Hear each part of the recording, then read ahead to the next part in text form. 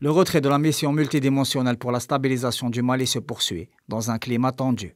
En application de la résolution 2690 du Conseil de sécurité des Nations Unies, la MINUSMA a quitté dernièrement les régions de Tessalit et d'Aguelhok, dans le nord du Mali, en application du calendrier prévu par le gouvernement malien. Le départ des casques bleus du 6e camp de la mission onusienne ainsi que celui d'Aguelhok s'est fait dans un environnement décrit comme étant chargé de tensions. Une partie du contingent a directement été rapatriée vers le Tchad, pendant que l'autre a rejoint la région de Kidal, selon le communiqué de la MINUSMA. Pour rappel, la MINUSMA avait déjà quitté les enclaves de Mopti et de Ber dans la région de Tombouctou, qui avait occasionné un regain notable de tension dans la région, menaçant le cadre de paix et de réconciliation dans une conjoncture profondément marquée par des menaces d'instabilité dues à plusieurs facteurs, dont notablement la profusion de groupes terroristes activant au nord du Mali, mais aussi dans la zone des 3 frontières avec le Niger et le Burkina Faso. La source de la discorde entre Bamako et les groupes signataires du CSP tourne autour de la cession et de l'occupation des enclaves de la MINUSMA. Ceci alors que des sources médiatiques indiquent que le départ des contingents onusiens,